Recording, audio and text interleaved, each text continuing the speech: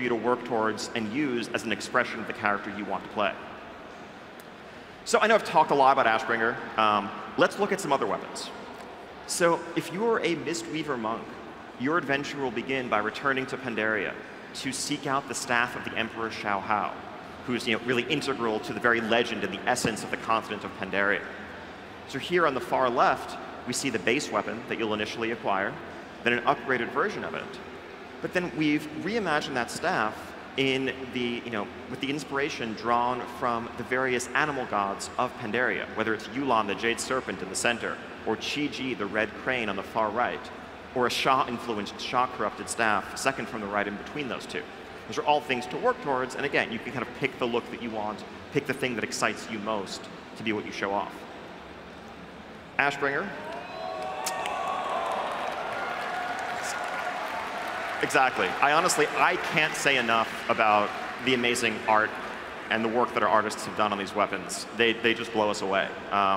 So yeah, the base Ashbringer, the holy version, and then fiery, shadowy, and lightning. Large variants, but they all have that essence that says this is Ashbringer.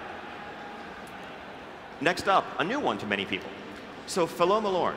This was actually a spell sword wielded by Mage Kael'thas. Kael'thas used this in his battle against the Lich King at Icecrown Citadel, and the sword was lost there. So if you play a Fire Mage, you will begin the expansion by seeking out that blade. And when you take it up, you see the base version on the left. It is a very Blood Elf origin fire spell blade, an evolved version, but then the fantasy goes in different directions from there if you want to customize it in a Fel direction, or sort of a molten lava direction, or that heavy Titan-influenced one on the far right that has a very different feel to it. It's all up to you. The Eagle Spear. So this is something that is new to the lore. It's heavily associated with the High Mountain Tauren. This is basically a fabled weapon of the Tauren tribe in High Mountain that you will seek out. You will track down the powerful creature that claimed the life of its last wielder, defeat that creature, and take this for yourself. The animal inspirations for the spear, you see, the base version is sort of themed after the eagle. Then in the center, we have a wolf theme, a serpent, and a bear on the far right.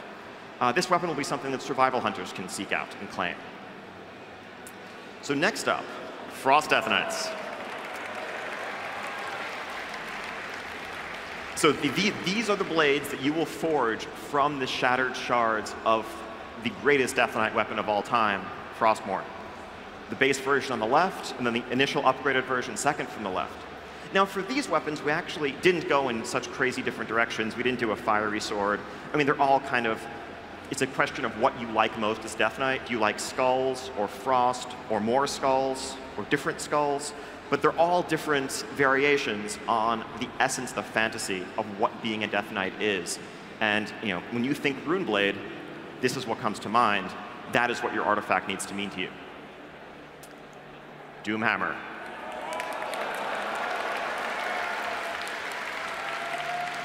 So this weapon will be claimed by Enhancement Shamans. Enhancement Shamans will seek them out and pair this hammer with a pair in your offhand that is made of pure energy so that you can dual wield properly. The base version, of course, the one we know and love that we've seen Thrall carrying around for so long, and then various variants of it, the Fel version in the center, a fiery one to the right of that, and then a magical crystalline one on the far right. All the essence of Doomhammer, but different fantasies to explore. Let's see, what's up next? So, Feral Druids. So, Feral Druids can seek out the fangs of the first Nightsaber.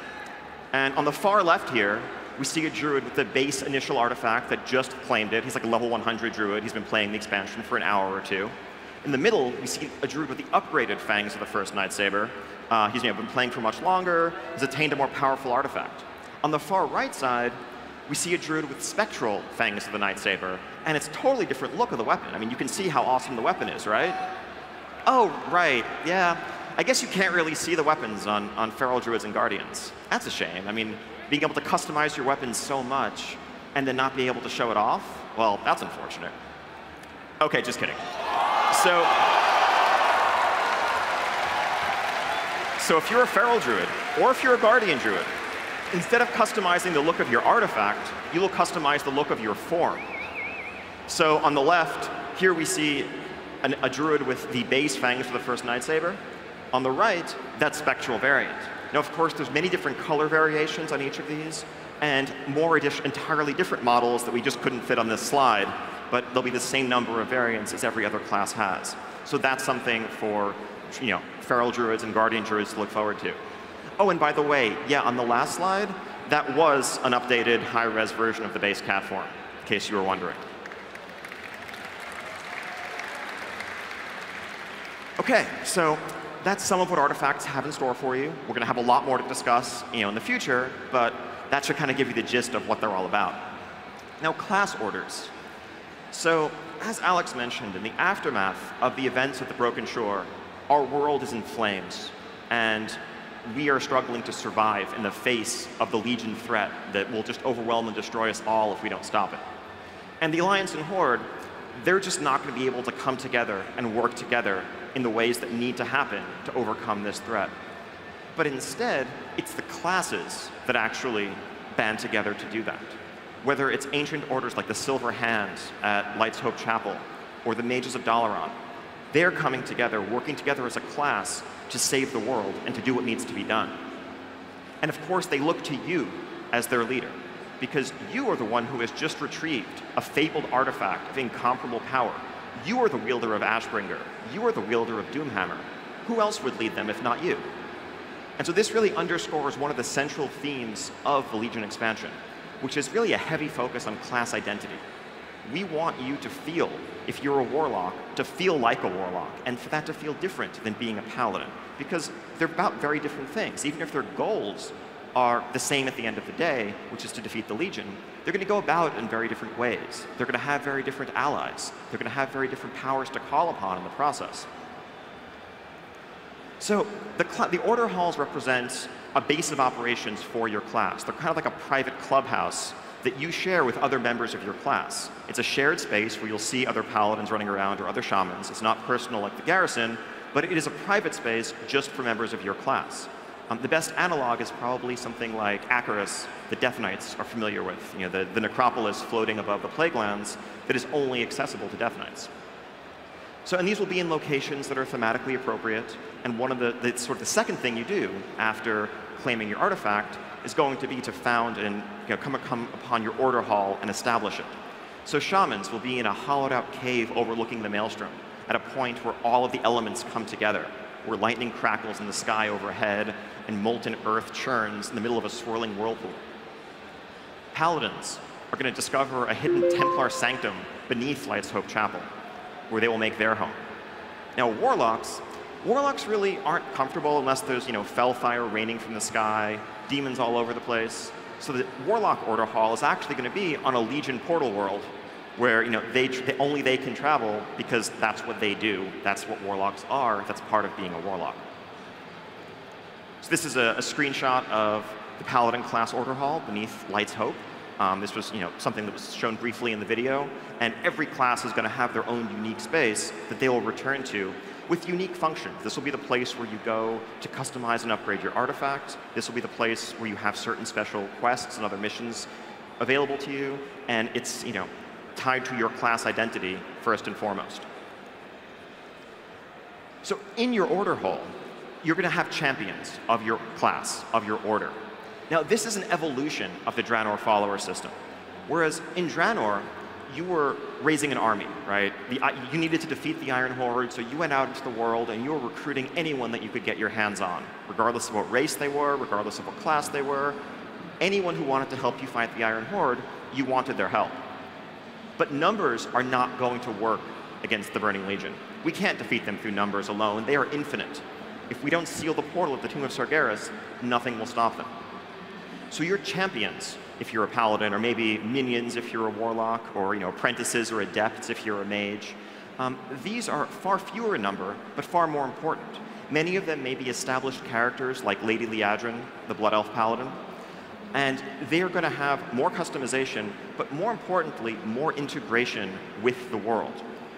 Our idea, in terms of how we want to carry this system forward, is not to have your followers or your champions doing things instead of you, but to have them enabling you to do greater deeds and to go out into the world.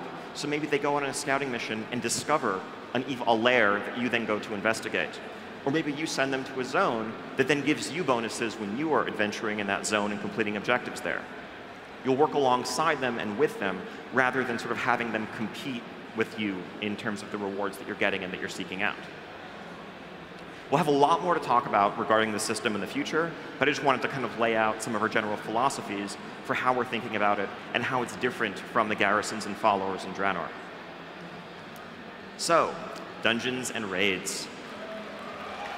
So I'm going to start with dungeons. And before I go into any specifics, I want to just take a minute to stress that we feel like we've done dungeons a bit of a disservice. Dungeons are essential. They are at the heart of what makes the MMO experience awesome. Going into a dungeon is going in and cooperating with a small group of your friends to overcome a challenge. And we want to make sure that there are more dungeons in Legion than before, that there's more varied challenges, more replayability, and more of a long-term reason to keep doing dungeons throughout the expansion. We don't want dungeons to be something that you just do for a month at the start and then forget once you've started to do raids. That said, let's talk specifics. So first up, the Halls of Valor. As Alex mentioned, this is one of the level up dungeons that is high up in the clouds over Stormheim. And this is sort of a look at the dungeon itself. This is sort of the look at the grand entrance. This is what you see when you first zone in.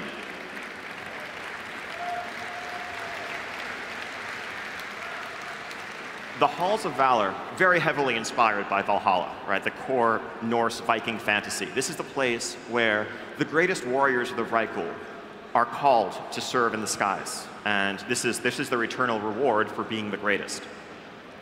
Now, what brings you here is actually, over the course of Stormheim, as you are seeking out the Pillar of Creation from this zone that will help you seal up the Tomb of Sargeras, you are contending with the Legion cooperating leader of the Vrykul, the God King.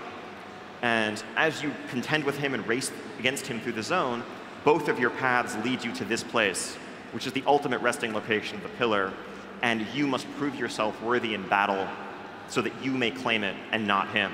Otherwise, we're all doomed. Also in this place, we're going to learn a lot more and witness more about the origin of the Valkyr. Now, these are not the undead, scourge-influenced Valkyr that you remember in Northrend. This is the more pure Valkyr, the Shield Maiden, the Warrior of the Light, that is as core a part of the fantasy as the Vrykul themselves. Next, Blackrook Hold. Blackrook Hold is going to be a max-level dungeon in the zone of Val-Shara. This was the ancestral home of Lord Ravencrest. And this is an elven structure unlike any elven structure you've ever seen before. It was a military fortress, a bulwark against the Legion, that was carved out of a single giant piece of stone, basically carved out of the mountain itself to be this impenetrable, unassailable fortress. But a dark shadow has fallen across this place now. So here we see a screenshot of this is sort of the interior main entry hall of Blackrook Hold. I think next up, yeah, this is a side hallway. You can see some light streaming in from the windows. Players are going to begin essentially in the basement, in the underground catacombs beneath Blackrook Hold, and work their way from the outside all the way to the very top of the spire, where they will confront the true threat and the evil that is corrupting the castle itself. This is a look from the outside courtyard, looking up at the walls and towers of the complex. This is an elven structure, but again, it's not quite like any elven structure you may have seen before. Next, the Vault of the Wardens. So this is a place that will be very familiar to demon hunters. As a demon hunter, and Tom will tell you a bit about this in the next bit, this is where you awaken. This was the Warden maximum security facility. Wardens being those awesome cloaked figures like Maya that you may remember from Burning Crusade. This is where they have kept all of the greatest threats to the world. Demon hunters among them, but also countless other terrifying monsters. And this is the place where the events of that cinematic that you saw before the expansion announcement trailer happened, where Gul'dan found Illidan, where he was encased beneath the vault. Now, what was he up to? What is his plan? What is his purpose? We don't know, but it's a sure bet that it's nothing good. It's nothing that we want to have happen. And so we're going to begin investigating that mystery. We're going to begin hunting down Gul'dan and Illidan in this place. So here we see this is one of the top levels of the Vault of the Wardens. We see some of the owl symbolism and that crescent half-moon shape that is their characteristic glaive that they wield. We see that prominently throughout this place. Very ornate, but also a place of great darkness and great evil. This is a lower level of the dungeon. You see cells lining the walls where all manner of former inhabitants have been kept. So then, of course, we're going to have more dungeons. So let me talk quickly about some of those. So first off, we're going to have a dungeon in Azuna where you contend with the minions of Queen Azshara, with the Naga, that have been thwarting your actions every step of the way through the zone. We figured Eye of Azshara would be a good name for it for some reason. I'm not sure. Next up, Darkheart Thicket. This is in Val'Sharah. This is at the foot, the base of the World Tree Saladrisil that towers over the zone as a whole. This is the heart of the nightmare corruption that is infesting and spreading through the zone and which will eventually overtake our world if we don't stop it. So you are cutting your way through dark thickets and brambles into a chamber at the base of the tree itself where you need to rescue Malfurion himself from the corruption and the clutches of the nightmare. Another dungeon is going to be Neltharion's Lair. Neltharion's Lair, as Alex mentioned, is in High Mountain. This was a cavern where thousands of years ago, the Earth Warder, the Black Dragon Neltharion, lived. This was before he became Deathwing, before his corruption, but he was still the most massive, the most giant of all the dragons. And the space that he's hollowed out reflects that. Since those times, this has become the center of the Drogbar society. These are the sort of rocky, fierce, brutal warriors of High Mountain. And we need to venture into their capital in order to recover the Pillar of Creation wielded by their chieftain. Helheim. Helheim, well, it's sort of in Stormheim, but it's not precisely in Stormheim. This is kind of the polar opposite of the Halls of Valor. Whereas the greatest warriors of the Vrykul ascend to the Halls of Valor, the cursed spirits get on the ship, Niflvar, that leads them to Helheim, where they are cursed for all eternity as Kvaldir. Now, if you like the Grimrail Depot dungeon in Warlords, if you like the idea of riding a train, well, I think you're going to like this one. This is the ghost ship of the damned, and most of the dungeon takes place on this ship, sailing through stormy seas in an immersive environment that's quite unlike anything we've ever seen in a dungeon in WoW before. Really excited to get people to have their eyes on it. Next, Suramar City. This is the City of Night, where the Nightborn rule from their palace, but the city itself contains both catacombs beneath it and noble houses throughout the city, into which we will have to venture in order to uncover the ties to the Legion and the ultimate plan that is unfolding here. And, well, Violet Hold. So Dalaran, of course, is coming with us to the Broken Isles, and that means Violet Hold is coming with it. Now, it turns out there were some mysteries and deep secrets hidden within this place that we never uncovered the first time we were here. And bringing the city in proximity to the Tomb of Sargeras, once it comes to the Broken Isles, it awakens new secrets, new powers, new mysteries in this prison that we have to delve into, explore, and uncover. And we're going to learn a lot more about the origins of Dalaran, the origins of the mages of Dalaran, and actually the origins of the world itself. Raids. So for raids, we're actually pretty happy with how the overall structure in Warlords of Draenor played out. We had High Mall initially with 7 bosses that opened up a few weeks after the release of the expansion, and then sometime after that, Blackrock Foundry with 10 bosses.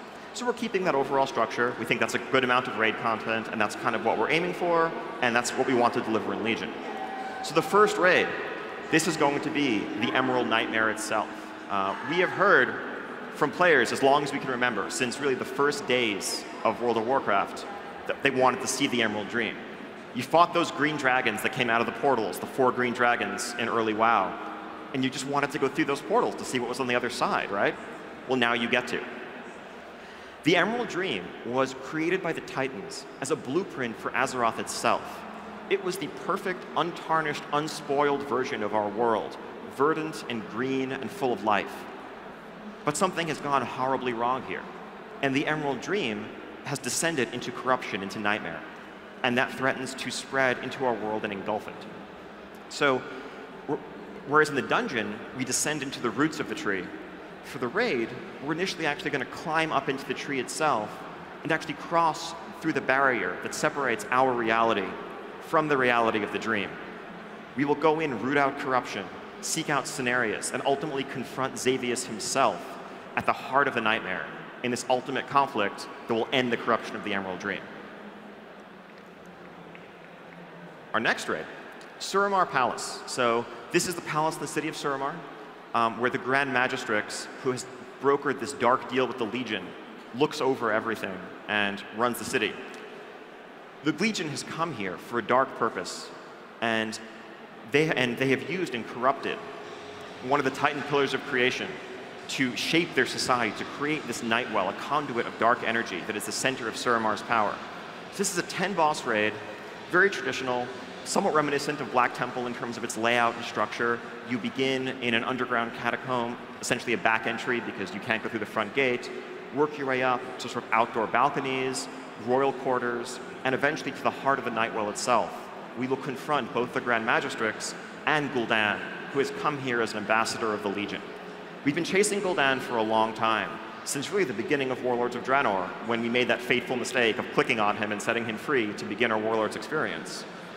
But finally, he's cornered. He's not going to be able to run after this. Gul'dan is the ultimate boss of Suramar Palace Raid.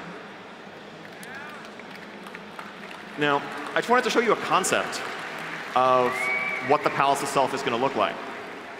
And I know if you really love orcs and spikes and fire and fel, this might disappoint you. I know you might have been hoping for yet another raid since you heard Gul'dan. OK, it's going to be a green orc raid, right? No. This is the Royal Elven City, the Palace of Suramar. They are an elevated, elegant, magical race, magical civilization, and their architecture reflects that. So this is going to be a very different type of look for a raid than we've seen in the recent past, and I can't wait to have you explore it. Can't wait until you can see it for yourselves. So without further ado, let's hear more about the thing you all want to hear about. Let me hand it off to Tom, and he'll tell you all about the Demon Hunter. All right, the Demon Hunter. Dämonenjäger, yeah? Let's talk first about character creation. Obviously, character creation is a huge part of building your character and really getting into it, getting a sense for what the character is. So we have a slew of different options for you that are really unique to the Demon Hunter so that you can really feel like it's properly expressing the class. So here's a lineup of a variety of different options that we'll have for you. As you can see, one of the kind of features that first jumps out and grabs your eyes is the horns.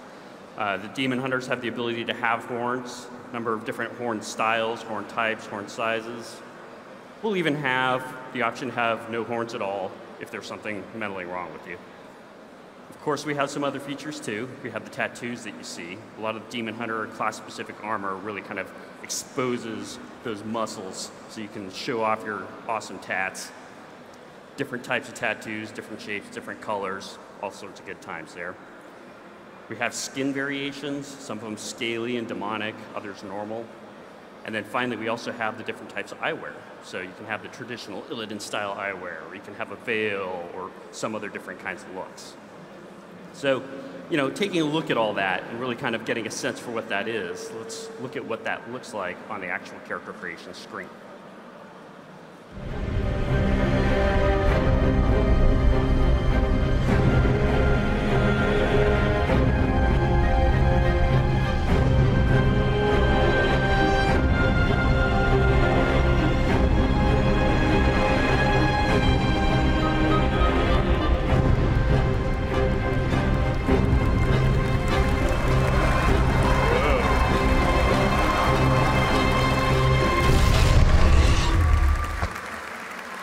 So right at the end there, you got to get a little glimpse into what it looks like to be a metamorphosized Demon Hunter. So let's take a look at what that is, and let's explore more what the entire Demon Hunter experience is. And so the Demon Hunter, as you might have seen in the video, is a hero class. And to us, what that means is they have a very unique starting experience, a lot the same way that the Death Knight did in Wrath of the Lich King. So the Demon Hunter will both have that unique kind of experience and also start at a very high level so that you can immediately flow into the Legion content and not have to go through older content to do that. So the Demon Hunter Awoken. Demon Hunter first comes into our storyline after having been awoken in the Vault of the Wardens. The Wardens, desperate because of the Legion invasions, have thrown the switch to awaken the Demon Hunters, desperate for their help, because when you're going to fight the Legion, Demon Hunters might come in handy. It's kind of part of the name, like Alex said. But before you do that, you'll actually get to take part in the events that take place 10 years back in time at the Black Temple, when you, as a member of the Illidari, are sent off by Illidan on a crucial mission to the world of Mardoom. And so you get to see that little world of Mardoom right here. Take a look at a video that shows that.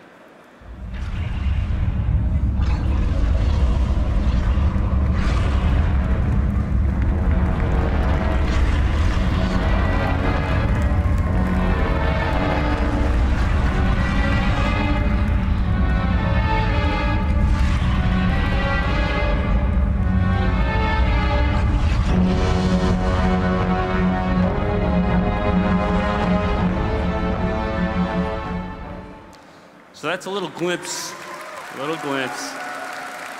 what our world would look like, Azeroth, if we fail in our mission to stop the Legion. Don't want that.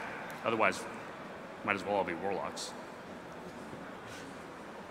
All right, so next up, we want to talk a little bit about specs and skills. So the Demon Hunter obviously is going to have specs like other classes will. And those specs that we're going to be talking about are Havoc and Vengeance. Havoc is the DPS spec, Vengeance being a tanking spec. So for the Demon Hunters, we're actually going to be doing 2 specs. The reason for that is, as we thought about Demon Hunters and what they might be and what the fantasy of a Demon Hunter is, clearly DPS comes to mind. I mean, we would be remiss if we didn't include DPS. So that's kind of an automatic. We also thought it'd be really cool because metamorphosis is a big part of being a Demon Hunter, and we have these awesome metamorphosized forms that'd be great to be a tank. That could be a really fun experience that makes sense with being a Demon Hunter also. Demon Hunter Healer though, not so much. A little bit weird for us, so we felt like that was kind of out of the picture. So at that point, the question becomes, do we do 2 Demon Hunter DPS specs, or do we do 2 tanking specs? And as we really started to flesh out what the ideas for those specs might be, we felt like it was just kind of watering down the identity of the class. So instead, we wanted to concentrate the coolness and really focus on 1 melee spec, 1 DPS, and 1 tanking spec. So we feel like that's really the right thing for the Demon Hunter to make them both awesome. So here's a couple of different abilities that are unique to Demon Hunters, of course. The first one we have here is Fell Rush, where you can rush forward, dealing a bunch of damage to anybody in your path. Generates Fury, also Demonic Fury. That's your resource. As you use some abilities, they build up Demonic Fury, and other abilities cost Demonic Fury. Fell Rush also has an interesting characteristic of having multiple charges, so you can charge multiple times in battle. We have Chaos Strike, which is pretty basic Demonic Fury spender to do a bunch of damage, everybody in front of you. Chaos Nova, that does area effect damage and also stuns people in a radius on a cooldown. You can also use a ranged ability called Eye Beam. Use those cool little eyewear that you have to focus those beams. Zap a bunch of enemies at range. Spectral Sight, that's something that's very unique to Demon Hunters and really kind of a defining trait of Demon Hunters. The ability there is when you turn on Spectral Sight, and that's kind of part of why you pulled your eyes out to be a Demon Hunter, is that it gives you the ability to see through walls. So you can see your enemies through the walls. Come in really handy in a lot of battlegrounds. In addition, Vengeful Retreat, another movement ability that helps keep Demon Hunters really mobile. But of course, if a Demon Hunter is going to retreat, he's going to do it vengefully.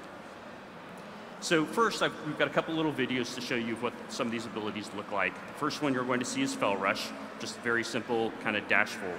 So let's look at that.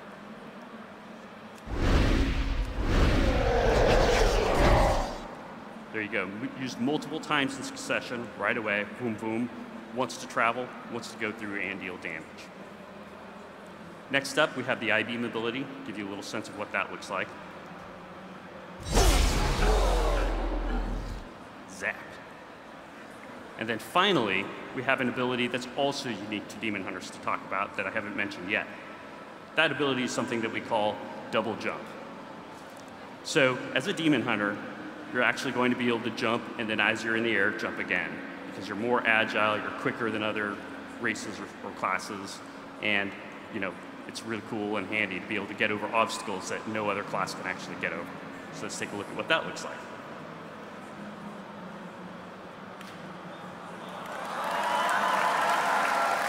Oh yeah, double jump.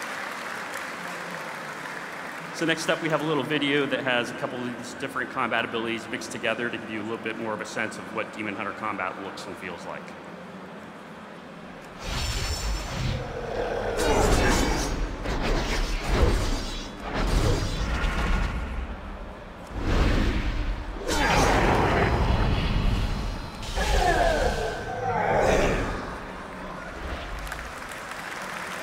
Good times.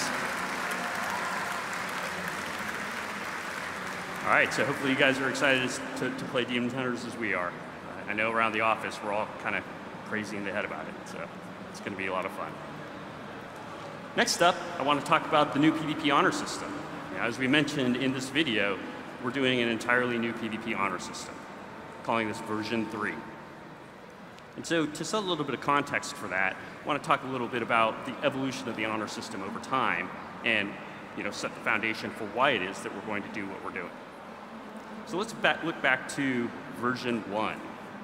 So I had the great honor and opportunity to be able to do a lot of the design work on the original honor system.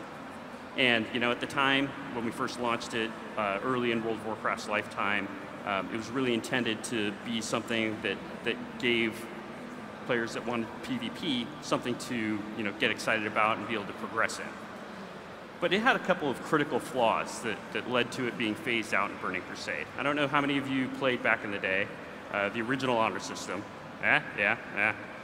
But it was pretty cool for a while. And that's because anytime you killed enemy players, you did battlegrounds, captured objectives, that sort of thing, you would gain honor. And at the end of the week, we would tally up all the honor that each player got. And then we would rank them based on how much honor they got compared to each other, which is fine and dandy in theory. The problem is, you guys are willing to spend an incredible amount of time every single day farming honor, making it impossible for a lot of people to keep up. We had players that weren't even playing their own characters, having their guildmates log in their characters so they could be the #1 honor character that week. Literally 24 hours a day, 7 days a week, that character had to be in battlegrounds, fighting to retain their rank. And the moment they stopped, even after becoming a high warlord or grand marshal, they started losing their ranks. So that was a little bit too brutal. So in Burning Crusade, we moved to a system that was a lot simpler. It's also carried us for a long time from Burning Crusade all the way to Warlords. That system is essentially a currency system, right? You kill enemy players, you get honor from battleground objectives, etc., and you get currency. You then buy stuff with it, buy PvP gear. It introduced the concept of PvP gear, and this kind of gave us one little tuning point for PvP. It meant that we could do set bonuses that would alter your character a little bit, but ultimately it was still essentially the same character that you're playing in PvE. And that had a lot of limitations, and it's kind of it's gotten aged. We feel like it's really time to update it and address some of those core issues. For example, we've gotten a lot of feedback that gear has way too much to do with PvP. And so we really want to dial back the effect that gear has. For example, if you look at a character here on the left, you're going to see a character that has the introductory honor gear. And their base item level, in this case, is only 620. You have a character on the right that has the fully maxed out Conquest gear, and their item level at 700 makes them 80% more powerful, almost twice as powerful, even when you factor in both of them getting scaled up for PvP. Almost twice as powerful as the other player. And that doesn't really feel right in PvP. It's just not that fun to have players running around with that huge of a power disparity. So we felt like we needed a new system that addresses that and really kind of makes sure that while gear can play a role, it plays almost no role in terms of how powerful you are. So that brings us to Honor System version 3. Starts in World of Warcraft Legion, goes on forever. I'm sure we'll never do a version 4. That would be ridiculous. So here's a look at what that is. And essentially what that is a PvP talent system. So as you gain honor, you'll actually progress through honor ranks, from honor rank 1 to honor rank 50. And as you progress through those ranks, you earn a number of different perks and bonuses, and the most important ones being these PvP talents that you unlock. These PvP talents are designed completely for PvP. They give us the opportunity that our PvP team has actually been asking for me for a long time to be able to balance PvP more independently of PvE, because these abilities will only work in places like battlegrounds and arenas. So as you progress through the honor talent tree, you'll unlock the abilities, starting actually top to bottom. So you can very quickly get up to the maximum power that your character can possibly have in terms of just sheer number of abilities and effects and passives, etc. And as you progress through that tree, you'll then go on and start unlocking the next row. And that gives you some more options to play with on your character. You might, prefer mind quickness, versus, the train of thought talent, for example. And then finally, you unlock it all at level 50. And so, really that brings us to this idea that we want to take a look at what some of these, PvP talents could be. Some examples here. Obviously, only a few examples, and obviously there's going to be a lot of balancing and tuning and tweaking of these PvP talents as we go through the beta process and all that. So some of these may change significantly, but here are some of the core ideas. For example, this first one, the Abolish Magic talent. We envision that as being a talent for the Discipline Priest, because we think that the Discipline Priest, in order to restore some of the distinction to all the different PvP specs in the game, all the different specs in the game in general, we feel like the thing that Discipline is the best at is dispelling abilities, dispelling magical effects. So here they have this ability on a 20-second cooldown that dispels all magic effects every 2 seconds for 6 seconds.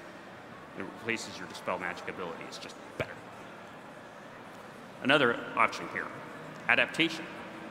This one is a kind of core anti-crowd control ability, where anytime you're struck by a crowd control effect, you become immune for a little while, and then it has an internal cooldown. We've seen similar sorts of things in other games like Heroes of the Storm, for example. We also have Blood and Soil. This is a talent for shamans, and it allows your bloodlust to have a shorter cooldown, but be something that only affects yourself and a single target, rather than the entire group. So it gives you a different spin on an ability that you already have. Another different example would be Initiation. This is one that really helps you open up on characters that have, max XP. I mean, not XP, but HP. They're at full health, so it gives you a boost to your crit chance when you first start up on them. We have Mind Quickness, a basic passive, increasing your haste. That gives us kind of a tuning knob for how powerful you can be in PvP versus PvE. Necrotic Strike is another really interesting example, because in the Necrotic Strike example, this is an ability that Death Knights have had in the past that allows them to build up a heal absorb effect that kind of absorbs incoming heals on the enemy target, which is really cool in PvP in a lot of ways, but didn't really have a lot of use for PvE. And in a world where that's just going to jumble up a lot of people's action bars, it feels a lot better to have that kind of thing in a PvP talent system where those talents that really make sense for PvP can be preserved and have that role in the game and really feel like they're focused and we know exactly what they're for. So that brings us to the next concept, which is Prestige. This is a concept that we've seen in other games, obviously like Call of Duty. And the concept here is that if you want to, you can essentially reset your honor level and go through it again. And the reason to do this would be for cosmetic rewards entirely. So if you're the type of person that just wants to be as powerful as possible with all the different PvP options, gameplay options available, you get to honor level 50, you're done, call it a day, have fun, kill a bunch of enemies, upgrade your gear slightly, and have a good time. But if you're the kind of person that really likes the prestige type of rewards, the cosmetic things, then you hit the prestige button, get the little warning dialogue that'll set you back to level 1 of honor rank, and then you go on your way to earning some cosmetic stuff. So for example, you can earn portrait badges to show how many times your character has prestige. So as you can see here on the different portraits, you have an escalating badge that gets more and more impressive. This is where we can have things like unique mounts. So in this example, it's one of the black war horses that we'll have. That'll be the only way you can get it is to go through the prestige process. And then finally, probably the coolest prestige item that you can possibly get through the honor system, through prestiging, are these unique PvP artifact variants. So if you want to get these specific looks for your artifact, the only way to do it is to go through the prestige system. And that'll signify you as somebody who has really done a lot of honor killing. Here's a look at a few more. So a lot of those those specific looks that Ian was pointing out, we're going to reserve one for PvP exclusively. They'll probably be very dark and shady versions of them like that. And so that really summarizes what we're talking about for Honor version 3, and hope that to us it's really exciting for us because it feels like the most significant change we made to PvP in a long time, and hope that you guys are as excited about it as we are. So with that, we conclude our PowerPoint presentation explaining more about the content and features. I want to thank everybody that's been here. Obviously, this has been a lot of stuff to digest, and want to thank you guys for coming to see us. Really appreciate it. Love you, Gamescom. And also everybody that's viewing the live stream worldwide right now. Thank you guys too. Or even if you watch it later, that's great too. Also, we're going to be on the live stream on Sunday, where we're going to be answering a number of different questions. Obviously, there are going to be a lot of questions from the community over the next couple of days. We're going to be keeping our ears opening, listening for questions, and answering as many of them as we reasonably can during the live stream on Sunday, so stay tuned for that. And finally, hope to see you all in the beta later this year. So thank you so much, Tom, Ian, and Alex from the World of Warcraft development team. You really shed a lot of light on that expansion for us, and yeah, that even got me more hyped than before, so thank you so much for all those details. We really saw some amazing things to look forward to, and once more, of course, in the name of everyone here, thanks a lot for coming. The guys will be on the live stream, blizzgc.com. This is where you can find us from tomorrow onwards. Every evening, we're going to have guests such as the lovely guys here who are talking about their games, and we're going to show what's been happening during the day at at Gamescom. So make sure to tune in for all of that. I thank everyone for watching on stream as well at home. So we hope to see you tomorrow. Thank you.